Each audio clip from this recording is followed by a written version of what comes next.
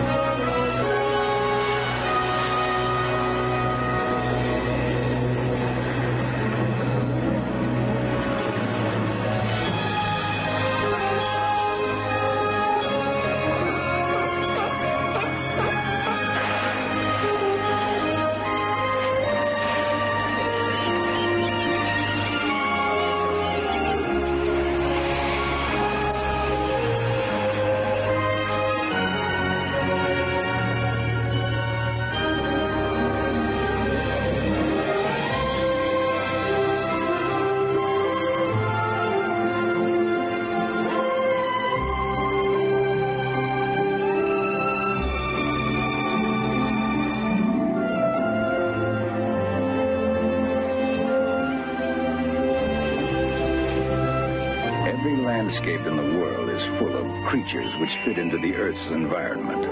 Each has its place. Animals which do not adapt to their environment die out. This is the rule of nature. As Charles Darwin put it, there is a struggle for existence, and in that struggle, only the fittest survive.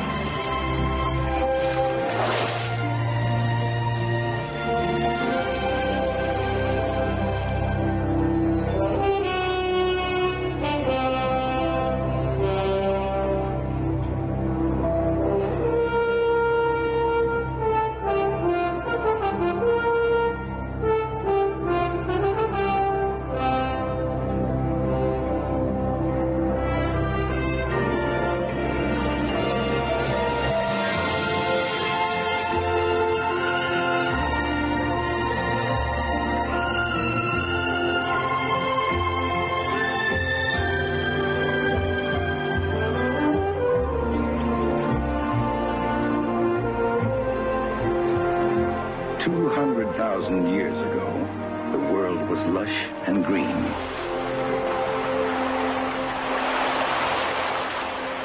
Forests, jungles, mangroves, and woods, all with a life uniquely their own, provided sustenance for survival.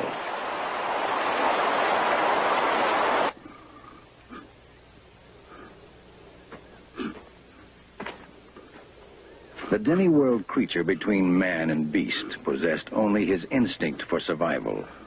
Without tools or language, the man-beast lived by his wits. His only possible weapon was the club, a rather crude survival kit.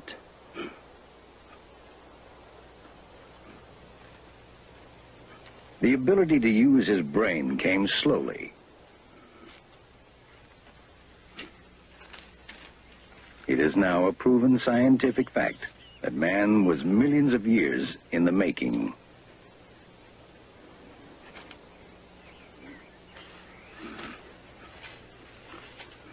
There were dead ends, new beginnings. He gradually learned to use fire and to make tools. 2 million years ago, he used crude stones to put a sharp edge on a pebble. This tool did not change for the next million years. Some creatures were stronger, some swifter. Some could see or hear better.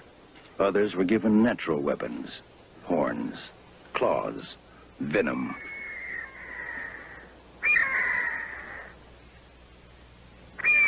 For a long time, man was far more the hunted than he was the hunter. He existed in a threatened world full of fears.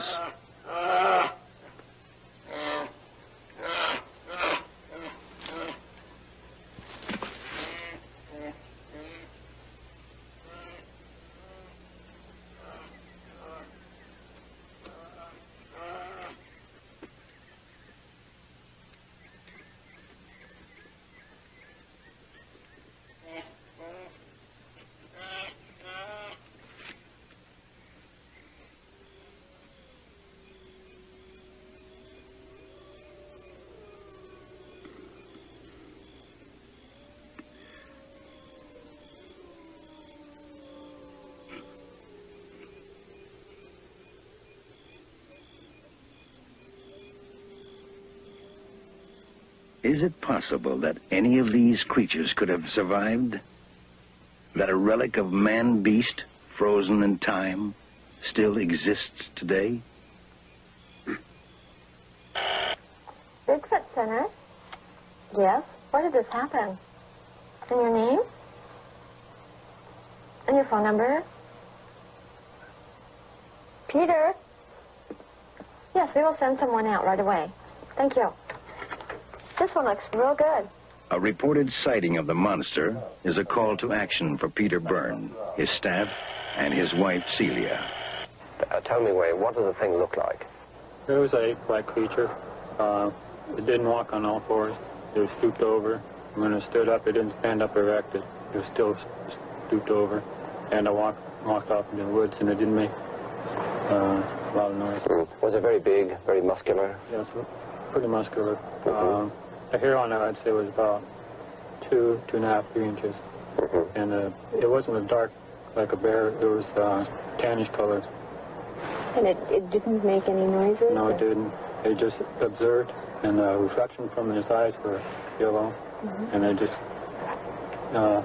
it knew I was coming when I got up to it and just turned and walked off. Peter and Celia Byrne worked together in the field, investigating reported man-beast sightings. How many are there altogether? Let's see. We've seen about a dozen going up the hill. They're fairly well spaced. What do you think of them yourself? Well, they're blurred, but I think that's because it's so windy. Why don't we take a plaster cast anyway? I think we should do that. Maybe one or two of them up there, because they look more definite. When the phone rings, I respond enthusiastically, because that could be the call which would lead us to a find, lead us to actually seeing one of the things and perhaps getting some pictures. When I grow a little tired or a little irritated at the hundreds of calls that come in that lead to nothing, I try to remember that one of the basic requirements of a good hunter is patience.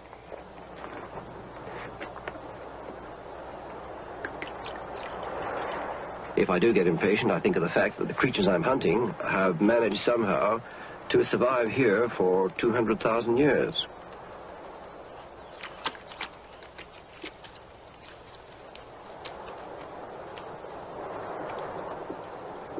Peter and Celia Byrne created a clearinghouse for authenticating man-beast sightings. These are plaster casts, and when we find a footprint out in the mountains somewhere, we go out, make up a mixture and pour it in, and after a while it hardens, and this is the result. That's the big one there. And then, of course, we have comparative casts. This is a cast of a bear, the back foot of a bear, you know, just to show the difference between the two. Where did you find these? Some were found in Oregon, and some were found in Washington. That one over there in Oregon, and then this one here in Washington. And they're typical Bigfoot footprints.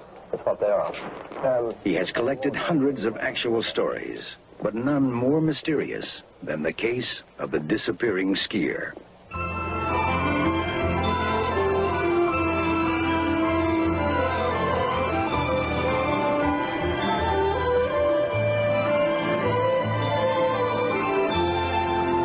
It was a Sunday in May, 1950. Jim Carter and two close friends were breaking trails in a fresh powder.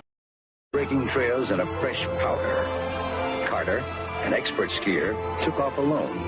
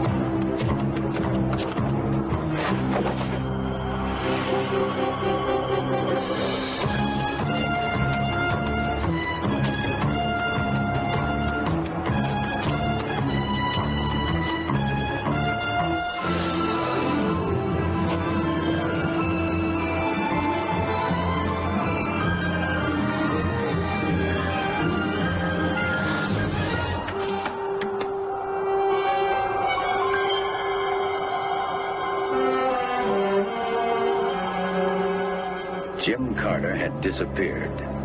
He knew the terrain well. He was a bold skier, but not reckless. When his friends went searching for him, they saw irrational ski tracks that didn't make sense. Carter must have been terrified. It was their conjecture that something unusual and violent had happened. These tracks lead down here and disappear.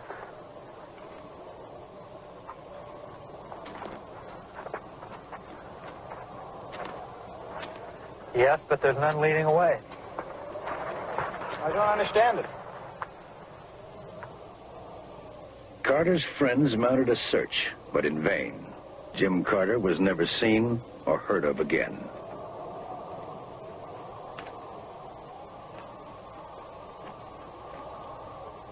Credible witnesses telling incredible stories. This is what Peter Byrne will have to work with in his search. These creatures are very fortunate in one aspect, and that is that they have an enormous habitat, which means that if they're spotted on a Monday morning, that on a Tuesday morning, 10,000 people are not going to go dashing into the forest saying, "There's a Bigfoot, let's go after it."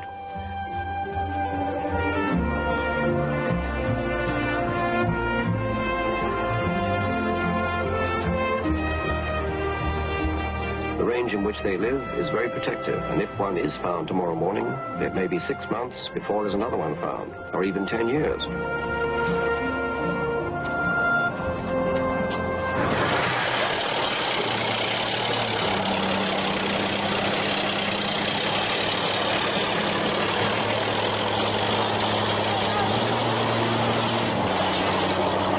Their habitat is rapidly disappearing as we continue to consume the forests. It's an alarming fact that an American Sunday newspaper with a circulation of 1 million requires 140 acres of pulpwood timber for just one edition.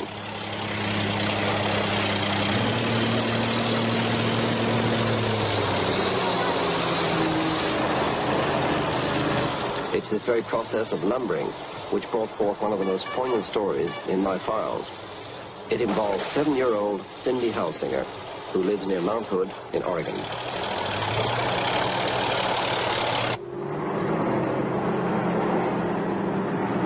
Cindy's father was driving a lumber truck during the summer of 1972, transporting the huge Douglas fir and ponderosa pine logs from the forest to the sawmill. Cindy was on vacation, and one day, as a special treat, she was allowed to accompany her father.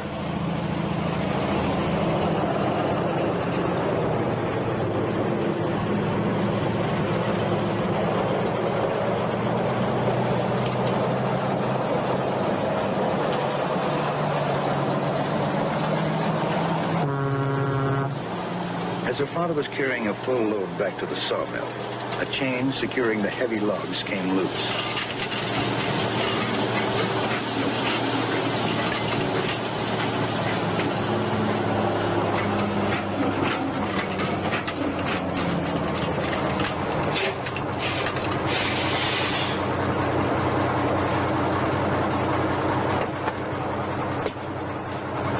It was while Cindy's father was out of the truck that the unexpected happened.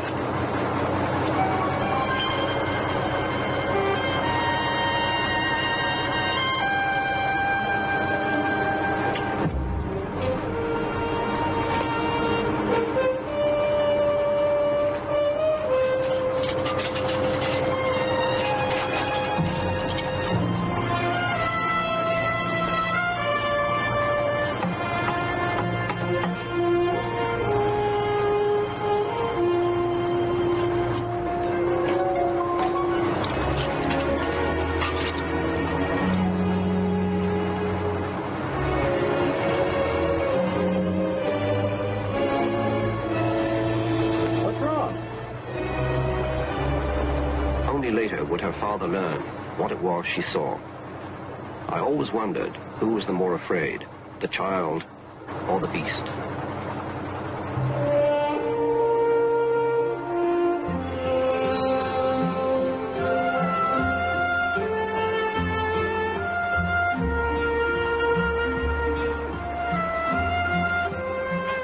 What would be very remarkable and very rewarding to me will be to see one and to make contact of some kind with it.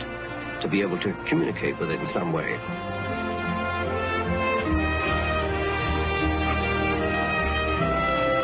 I know it sounds very far-fetched to see one, like one of the sighting reports we've had where a man actually saw one at his campfire.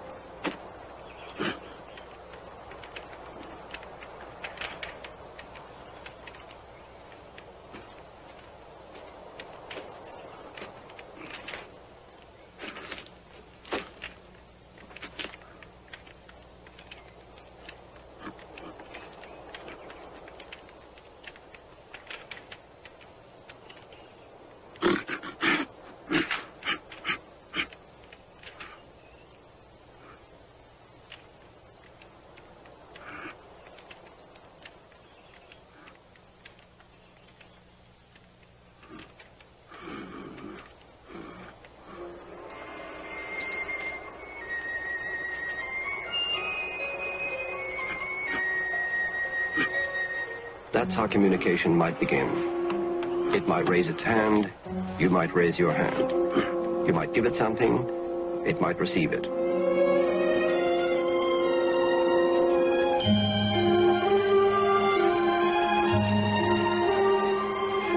But this is something I look toward. I think it can happen. And if it happens with me, marvelous. If it happens with somebody else who has the right approach, then good luck, whoever it is.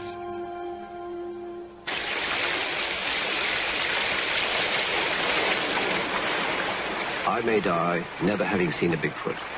This is entirely possible. The law of averages says that I, you know, Peter Byrne, a single individual, may not see one. And it doesn't faze me. It doesn't bother me too much.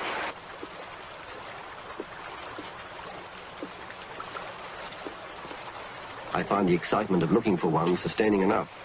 And the evidence which I see occasionally, footprints, the sounds we've heard, things like that, this is enough to keep going.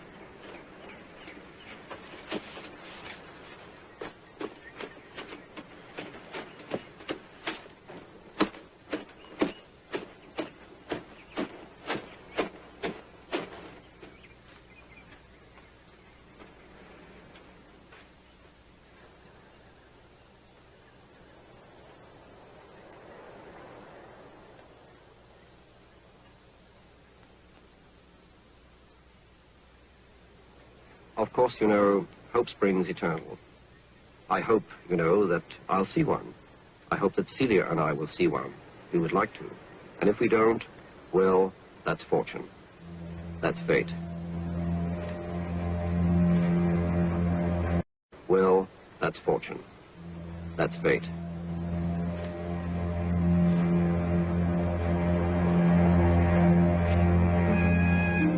I have always been involved with wild creatures. Professionally and emotionally, I am a hunter. His career began after the Second World War, when he left the Royal Air Force and worked in Darjeeling, northern India. While I was there, I became interested in hunting, big game hunting, tiger, leopard, buffalo. And we hunted in the dense jungles that run along the edge of the Himalayan foothills. In 1954, he established the first big game hunting company in Nepal. It was a beautiful job, with lots of money, lots of adventure and excitement. Then, in 1968, he stopped. He simply did not want to destroy beautiful animals just to put them on a wall as a trophy. I left hunting and went into conservation, wildlife conservation. I could never kill a game.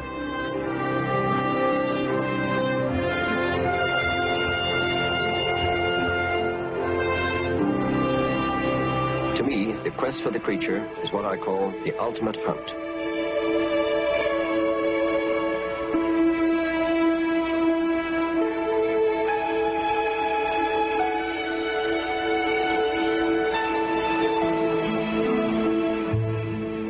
Celia and I have done some searching on beaches. We've walked on beaches and looked at the amount of natural food there is there, you know, edible clams, fish, and so on. We've never actually seen evidence on the beaches ourselves, but associates of ours, trusted associates, dependable people, have seen footprints, and there have been some sightings.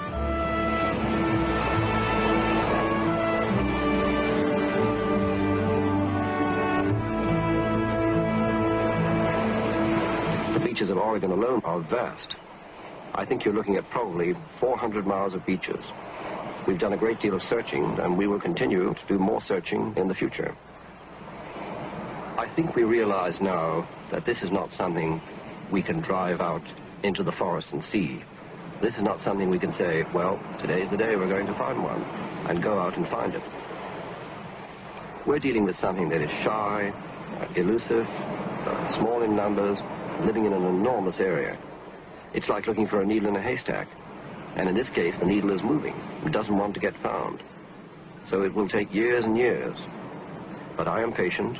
I am prepared to wait.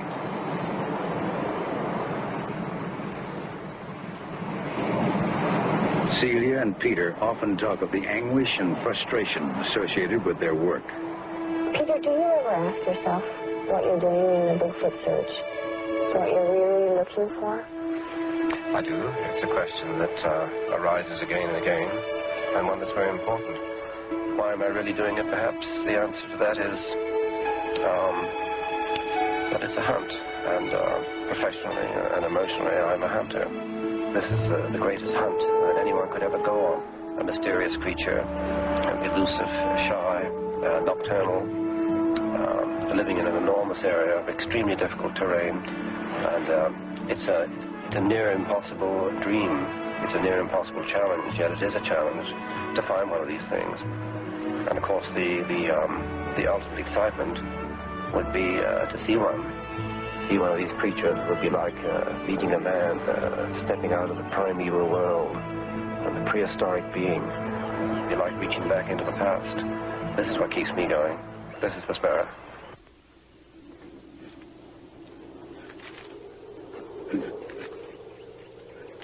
I don't know if I'm looking for a man or an ape, a creature somehow left behind, or a remnant that evolution passed by.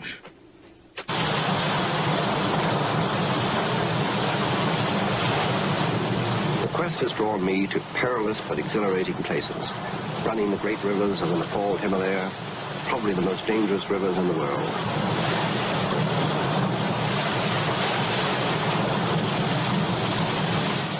I had been waiting for 2 weeks for a most important message, permission for an interview with the Holy Lama of Bodna. As the messenger made his way to reach us in this incredible world of isolated and rugged beauty, I thought how lucky I was. Bigfoot, Sasquatch, the Yeti, or a vulnerable snowman, call it what you may, it has given me times of sheer frustration, but there are also moments of hope.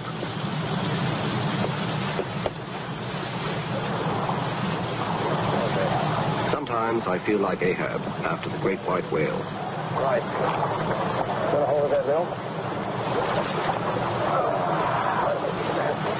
The old Lama, Rinpoche Chini Lama, high priest of the Buddhist temple at Bodna, has granted me an audience.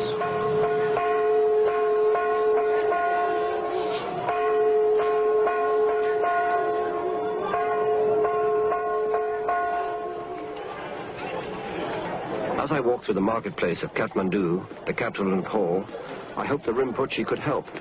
I was looking for eyewitness accounts of Yeti sightings.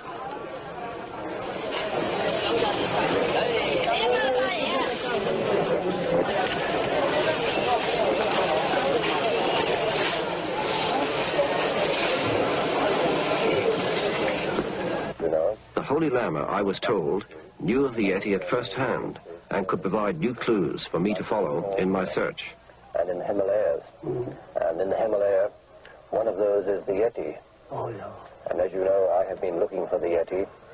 But could not get, no. Could not find. You think there might still be a Yeti there? Maybe, possibly, yeah. Can stay. Sometimes they come down to destroy all the field of corn field and wheat field, potatoes field. They come down to destroy They come down and destroy.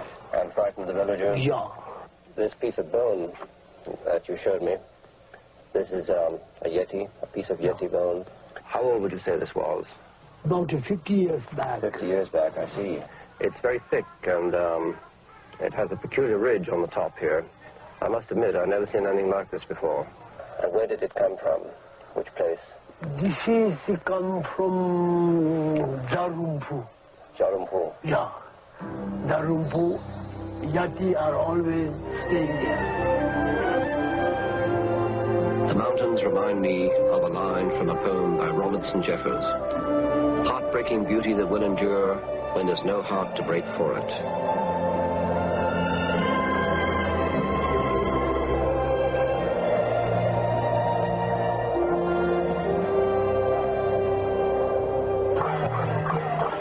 The Sherpas of Nepal are a superstitious people, and the Yeti has become ingrained in their religion and folklore. Every Nepalese holds a firm belief in the existence of some such man-like creature.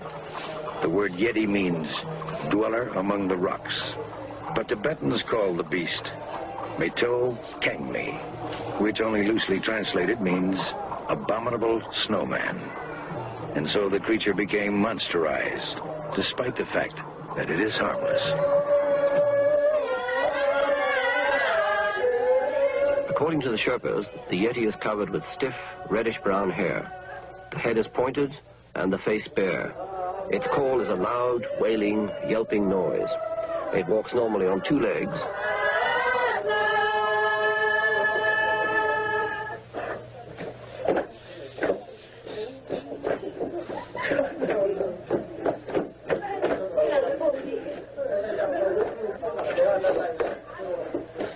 There is an openness and sincerity about the Sherpas that I greatly admire. I would leave Nepal richer for my association with them, but unfortunately, this time, without a worthwhile discovery.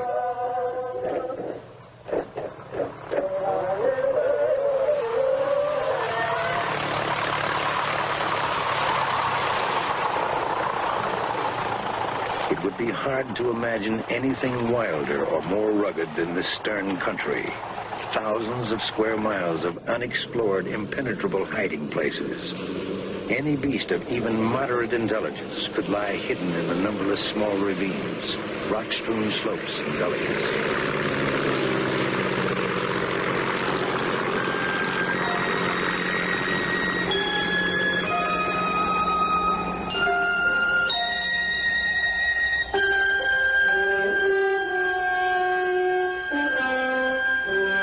I believe that the creature, which may have originated in China, came into contact with early man and was driven into the mountains to survive.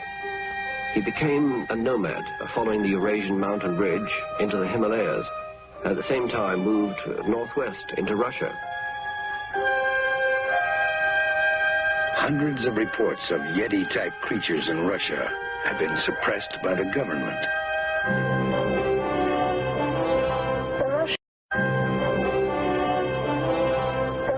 Fieldwork in this mystery of the abominable snowman or Yeti is very much mixed up with the idea of a relict hominoid. British journalist Odette Chernin has been working closely with Russian scientists. Something that has escaped, that hasn't found a slot in what is known as the ascent of man, or in some cases the descent of man, I think. I think the Russians are very far ahead in the sort of things that they have turned up down the years, because it isn't only in recent years, as I told you before, that... Odette told me a fascinating story of a creature that was captured in Russia.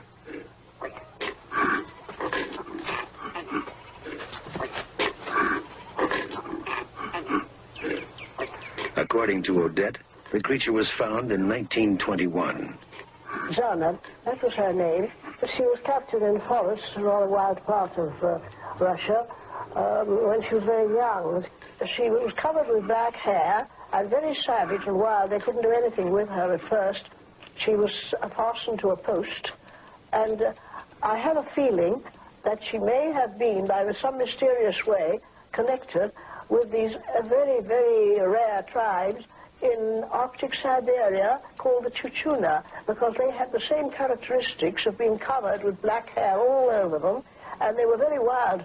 They had very long arms down to their knees, rather Yeti type, and they used to have bows and arrows that they made out of wood and covered themselves with bark or reindeer skin.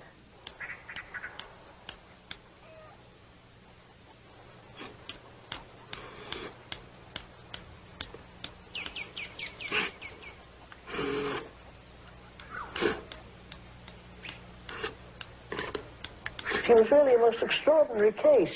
After a while, she became a little tailor, and they arranged a sort of compound for her near the farmhouse. She could never live indoors. They never could have her indoors. She became a little tailor, and the only person whom she would follow, you know, or listen to, was her master, the farmer.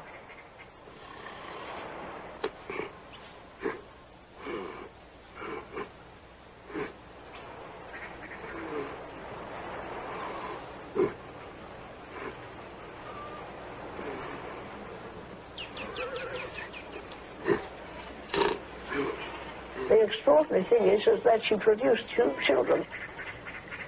Each time there was a birth, she used to take the poor little beggar to the icy cold river and wash it there. The icy cold, so of course the babies all died, until the farmer's wife finally decided that the next one she would rescue it, which she did. And this accounts for some of Zana's descendants being quite human and living to this day in Azerbaijan. I think the Russians really have discovered, and that is down the centuries, that there are primitive remnants of very, very early man, almost Stone Age, and that these people have existed, and they still exist, in very remote parts of the earth.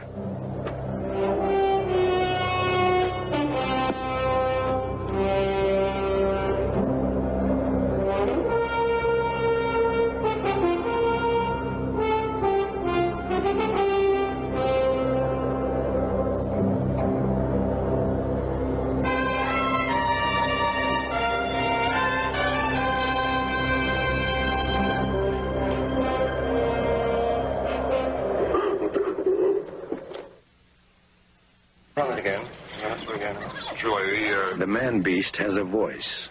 It was recorded by Alan Berry, a journalist from Sacramento, California.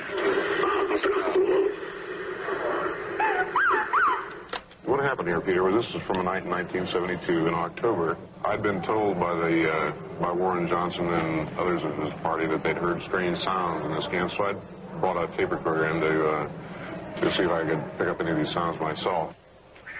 It was a remote, high mountain area, and I was aware that there had been some strange goings-on in this area from accounts of other people who had been there, and I got in there in the late afternoon. I set my tape recorder up. I put my mic, taped it to a tree a little ways away from where I'd be bedding down, and then proceeded to wait along and see what developed.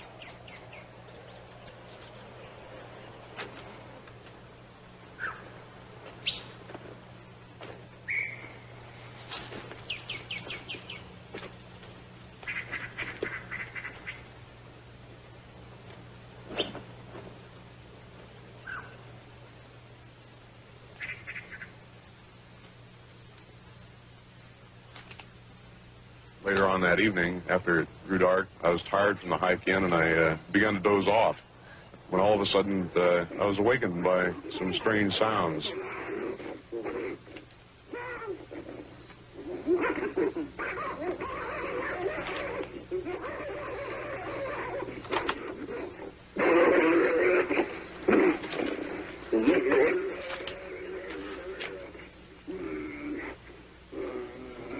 It was very startling. I didn't know what to think. I had very mixed emotions. On one hand, I was wondering, well, could somebody possibly be out there doing it, some human being? And on the other hand, viscerally, my knees were shaking and insides were turning a bit, and I was wondering if maybe what I was hearing was some creature that was stranger than anything that we knew.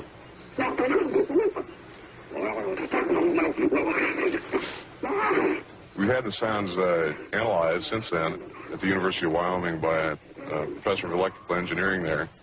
And the results are the sounds could not have been made by man or any known animal.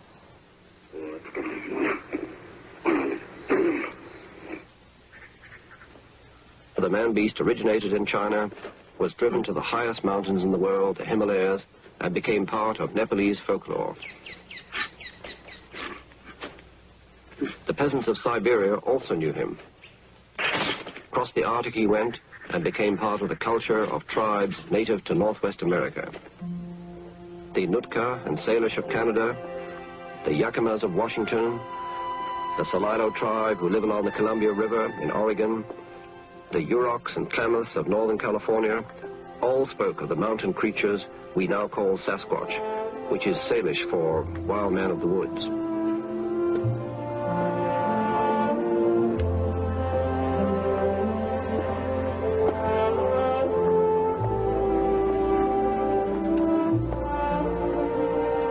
The names each tribe had for the creature were different, but all meant the same thing. Sasquatch, in Indian lore, a creature which left giant footprints. 7 to 8 feet tall, weighing 300 to 400 pounds, they walk upright. Thick fur, long arms, powerful shoulders, and a short neck. Sasquatch, Bigfoot.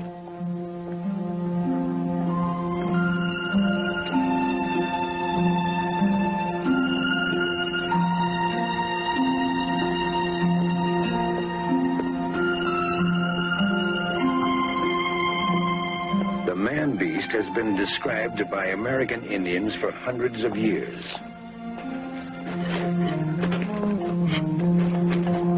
Sasquatch, Yeti, Alma.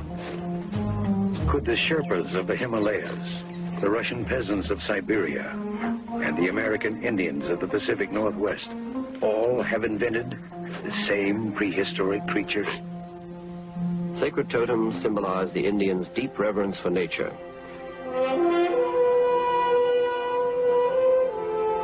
They accorded to all living things a divine spirit. Theirs has always been a reverence for life. To them, the Sasquatch was no imagined demon. If we are to convince modern science that the man-beast exists, we must learn how it lives and where it hides. If Bigfoot exists, why have we found no evidence such as skeletons or bones? The answer is, they rarely are preserved in this region.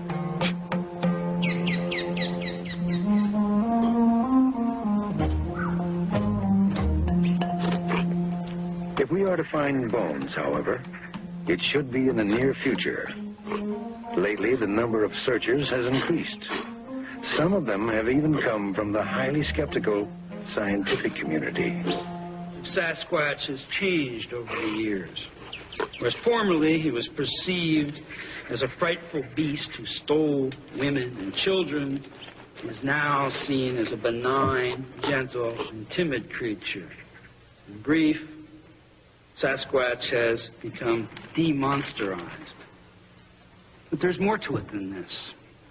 Sasquatch has also given us a boon.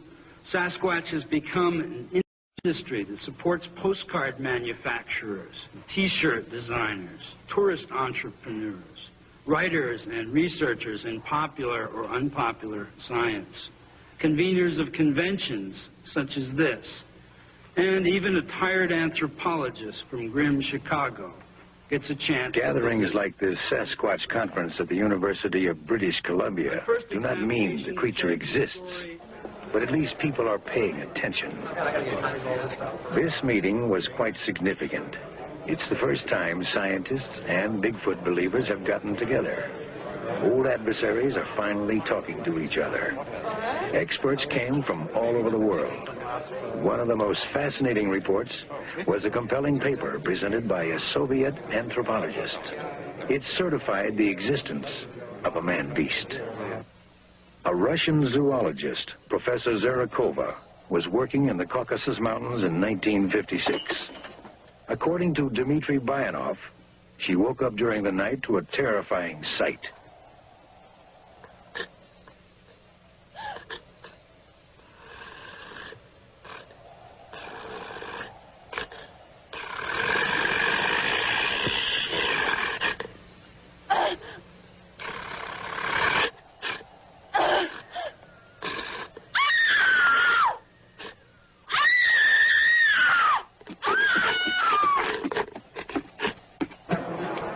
The Zarakova story was only one of many. At the conference, we were told that the Russians are seriously studying the possibility that almas are prehistoric ancestors of man that had migrated from China. Few scientists are willing to consider that Bigfoot also may be a form of primal man that did not become extinct as believed, but developed independently. Yeah, we'll have a... This theory goes back to the year 1934 in Hong Kong.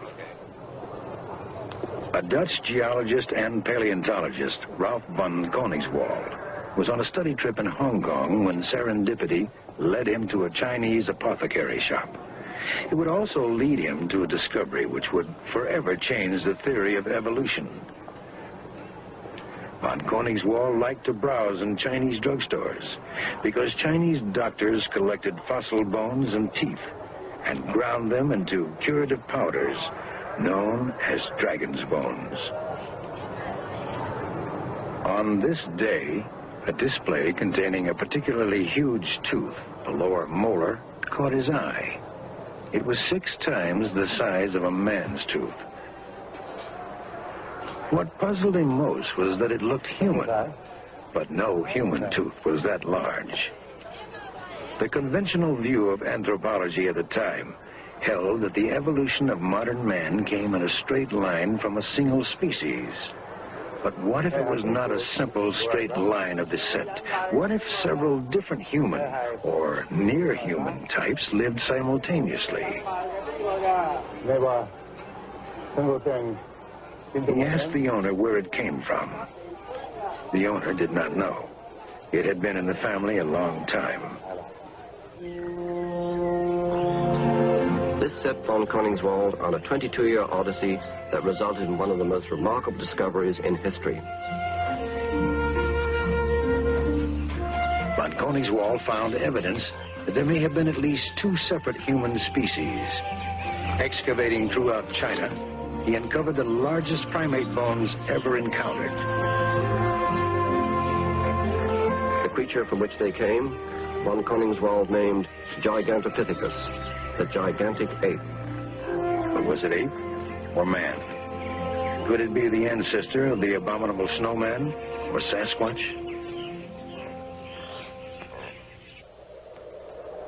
Half a million years ago, Gigantopithecus would have lived side by side with man. In any encounter between them, the giant ape would have been at a fatal disadvantage. It's generally believed that Gigantopithecus died out. But what if the giant ape simply moved into the Himalayas, for example? Might they not have survived there right up to the present?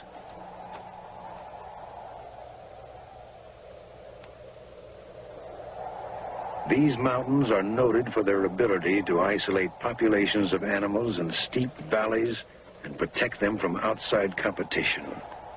Today, the Himalayas are truly a biological sanctuary, where creatures long extinct elsewhere continue to live in the inaccessible valleys.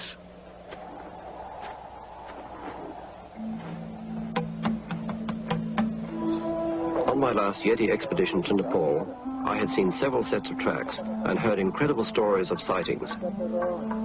This year, I had set out with my Sherpa guides to investigate those stories and relive some of the experiences in the exact location where they said they had heard a Yeti.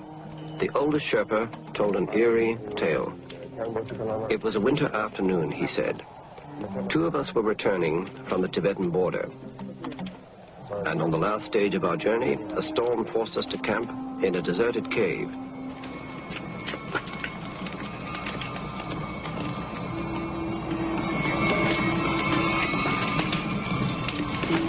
We made our way deep inside, where it would be warmer.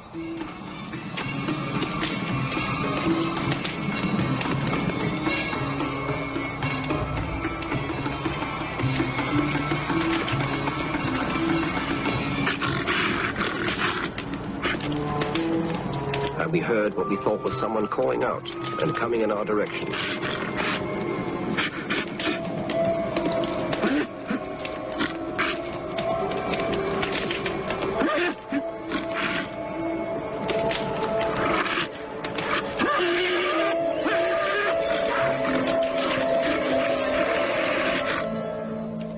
The next morning, in the fresh snow, we saw a set of newly made tracks of a creature walking on two legs.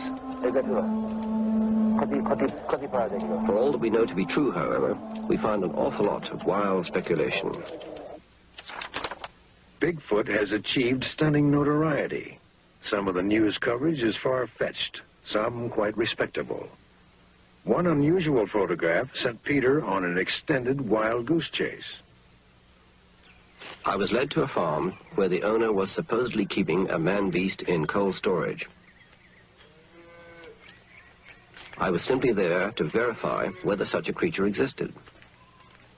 Several articles supported by pictures claimed the farm's owner had frozen the creature in ice. But on the farm I was met with evasion and suspicion. I was not allowed to see the creature that I knew was there, that I knew had been on display at carnivals.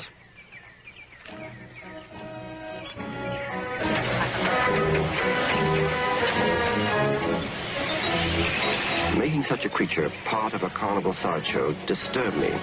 It damaged credibility and took Bigfoot out of the respectable scientific realm.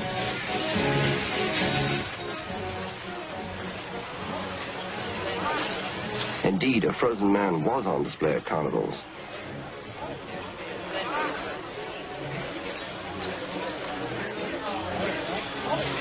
The showman at one time claimed the body had been discovered by Chinese fishermen, floating in a chunk of ice. He said he found it in a Hong Kong warehouse. Then later, he changed his story. He reported to the press that he came across the creature on a hunting trip, and that he shot and killed it. Whatever the story, two scientists who briefly examined it say it may be the real thing.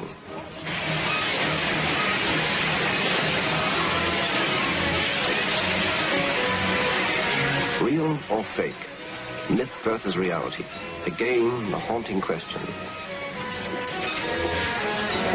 If real, it would not be just another fossil, but an actual creature. I knew that it was supposed to be there, but before I could examine it, the creature was spirited away.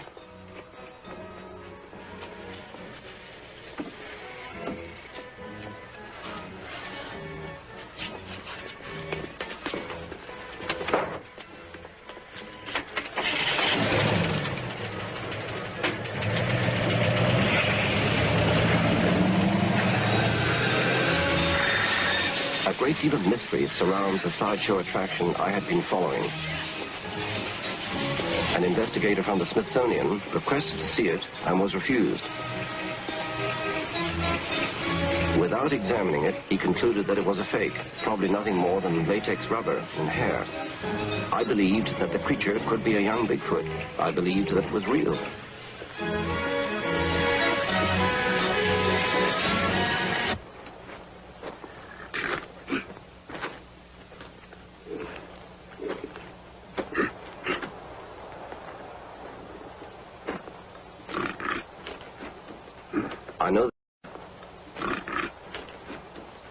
I know they are nearby, and that there will be more and more sightings.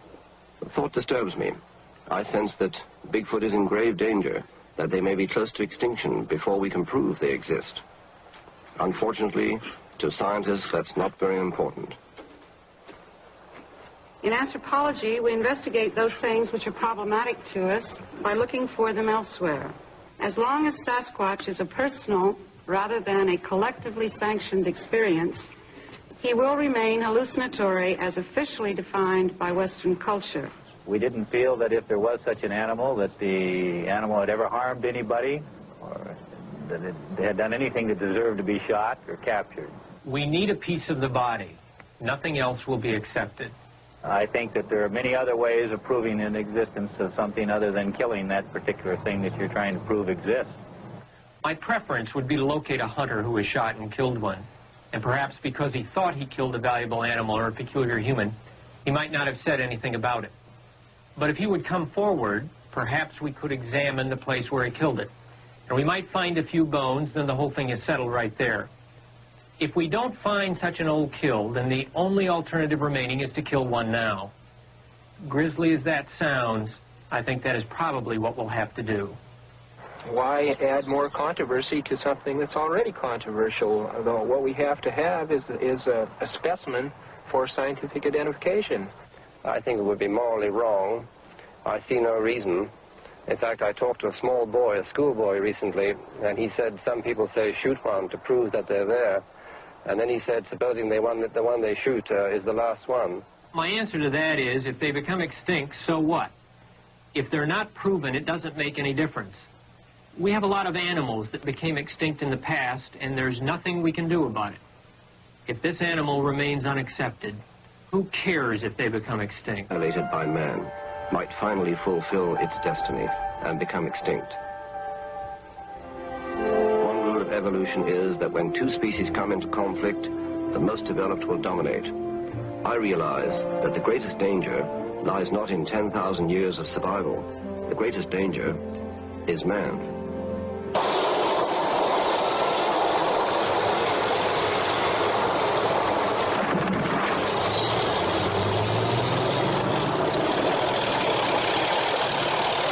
As civilized man cuts through the wilderness, chances of meeting the Manbeast will greatly increase.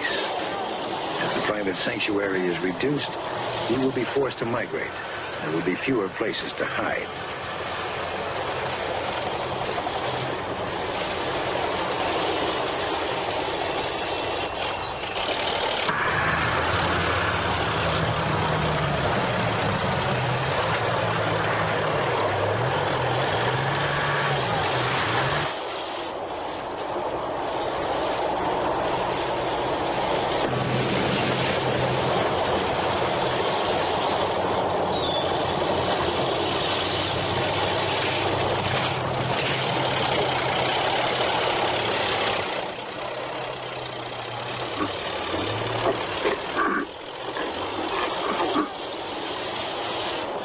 Perhaps an ominous portent of what is to come is an incident which occurred in 1958 at a lumber site in the Bluff Creek area of Del Monte County, Northern California. It was August 27, 1958. A construction crew headed by Thomas Sauerwein was building a lumber access road in the Bluff Creek Valley. It was customary for the workers to leave their heavy-duty equipment parked overnight. The territory, incidentally, is virtually unexplored.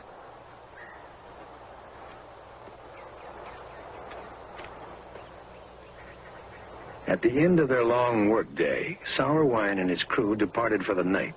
They secured their bulldozer and left it parked at the site.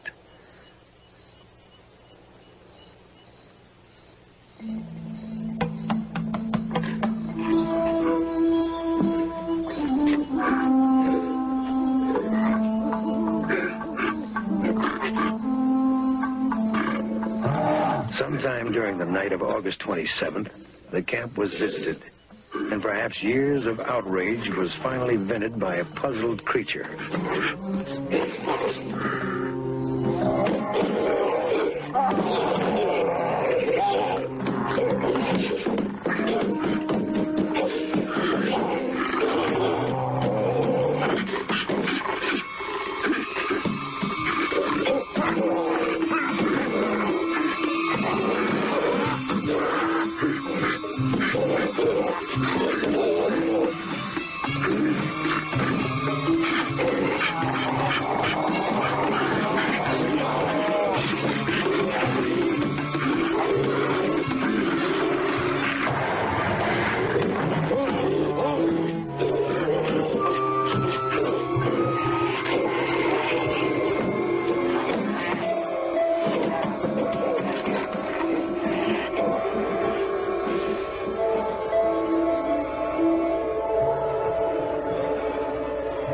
The next morning, the camp was a shambles.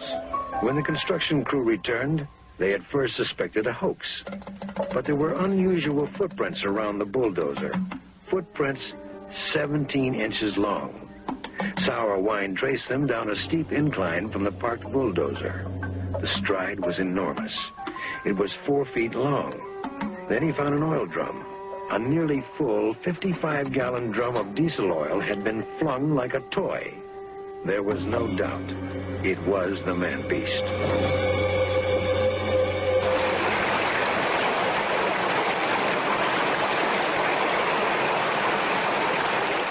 More and more it is difficult to obtain eyewitness stories of encounters with Bigfoot. Those who tell stories publicly are often exposed to ridicule. I promise not to tell the woman's name. The story you're about to see is true. It happened on the Klickitat River in Washington.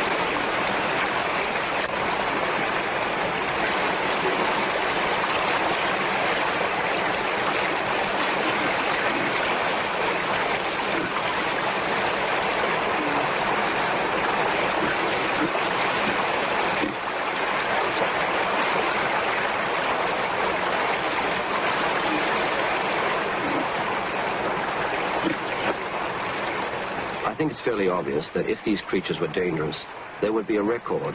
If they charged through campsites and tore up tents and smashed things, they do no such thing. Whatever they are benign, innocent, inoffensive creatures. And this is one of the reasons, one of the things that engenders my feelings, my protective feelings, if you like, towards them.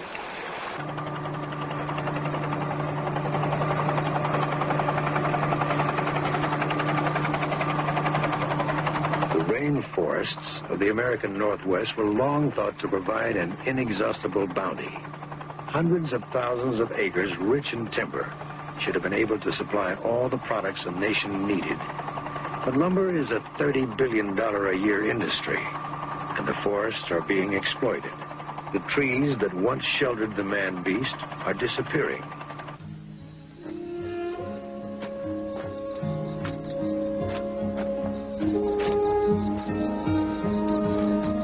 If there really is, as I believe, a free-roaming Manbeast on Earth, it must be a close relative from our distant and forgotten past.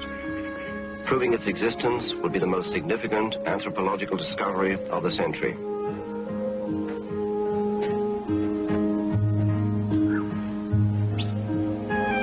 If these creatures truly do exist, they need protection. We must look towards protective legislation. Even if there is only one left, we must protect this creature.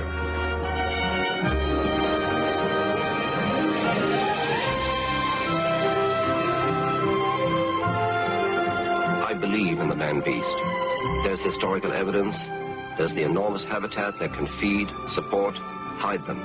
And there's the very, very good evidence of the continuing eyewitness reports. And this is enough for me. Enough to convince me that there's something out there, something worthwhile following. And when we look deeply into the wilderness, he will be there, as he has been for thousands of years. But this time, he will need help. Help from man.